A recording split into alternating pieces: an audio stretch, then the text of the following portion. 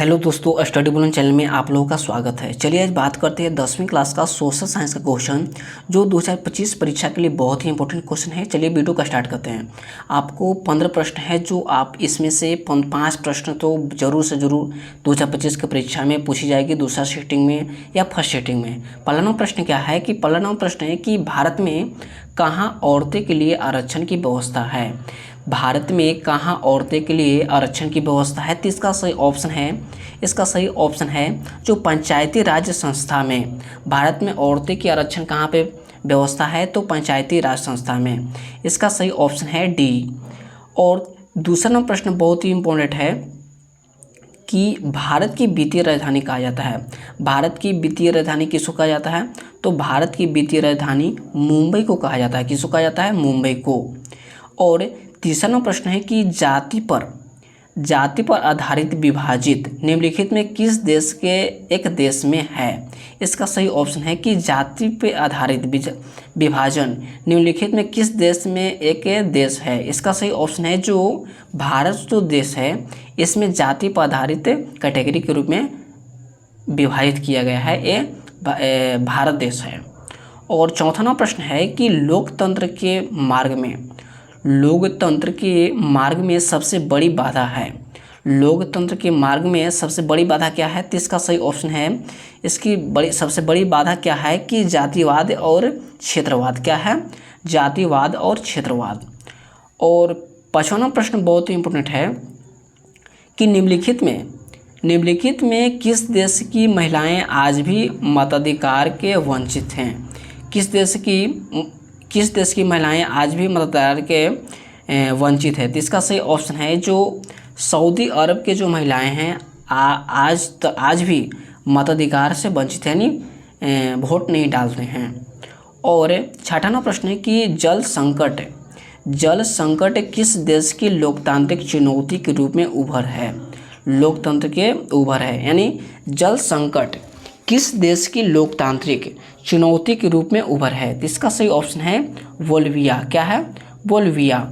और सातवां प्रश्न है कि नए विश्व सर्वेक्षण के आधार पर भारत में कितने मतदाता हैं, तो इसका सही ऑप्शन है 61 करोड़ है। कितने, 61 करोड़। और कितने हैं, तो इसका सही ऑप्शन है, दूसरा प्रश्न है इसका सही ऑप्शन है बी, 71 करोड़। और आठवां प्रश्न बहुत ही इम्पोर्टेंट है कि मुद्रा का प्रयोग से किसको प्रोत्साहन मिला, यानी मुद्रा को प्रयोग से किसका प्रोत्साहन मिला, तो इसका सही ऑप्शन है किसका मिला, तो यानी बचत, पूंजी निर्माण, ऋणों का लेन देन, यानी इनमें से सभी का मिला। क्या है, इनमें से सभी का। और 9वां प्रश्न है कि साख का अर्थ क्या होता है। साख का अर्थ क्या होता है, तो इसका सही ऑप्शन है कि विश्वास करना और ऋण लौटाने की क्षमता, यानी ए और बी सही है, यानी सी। और 10वां प्रश्न है कि कौन बीमारू राज्य नहीं है। कौन है जो बीमारू राज्य नहीं है, यानी कर्नाटका जो ऐसा एक राज्य है जो बीमारू राज्य नहीं है, और बिहार, मध्य प्रदेश, उड़ीसा जो है बीमारू राज्य है। और 11वां प्रश्न है बहुत ही इम्पोर्टेंट कि किस क्षेत्र को द्वितीय क्षेत्र कहा जाता है। किस क्षेत्र को द्वितीय क्षेत्र कहा जाता है, तो इसका सही ऑप्शन है किस क्षेत्र को द्वितीय क्षेत्र कहा जाता है, तो इसका ऑप्शन है सेवा क्षेत्र, बी ऑप्शन है कृषि क्षेत्र, सी ऑप्शन है उद्योग क्षेत्र, और डी ऑप्शन है इनमें से कोई नहीं। इसका सही ऑप्शन है कि जो उद्योग क्षेत्र है इसको द्वितीय क्षेत्र कहा जाता है। 12वां प्रश्न है कि बिहार एक राज्य है। बिहार एक ऐसा राज्य है, तो इसका ऑप्शन है ए, उद्योग प्रधान, पशु प्रधान और खनिज प्रधान और कृषि प्रधान। इसका सही ऑप्शन है कि बिहार एक राज्य है जो कृषि प्रधान राज्य है। और 13वां प्रश्न है कि एक अर्थव्यवस्था के किस क्षेत्र को सेवा क्षेत्र कहा जाता है। एक अर्थव्यवस्था के किस क्षेत्र को सेवा क्षेत्र कहा जाता है, तो इसका सही ऑप्शन है जो तृतीय क्षेत्र को सेवा क्षेत्र भी कहा जाता है। और 14वां प्रश्न है कि कांवर झील स्थित है। कांवर झील कहाँ पे स्थित है, तो इसका ऑप्शन है दरभंगा जिले में, बी ऑप्शन है भागलपुर में, सी ऑप्शन है बेगूसराय में, डी ऑप्शन है मुजफ्फरपुर में। यानी कांवर झील कहाँ स्थित है, तो कांवर झील जो है बेगूसराय जिला में स्थित है।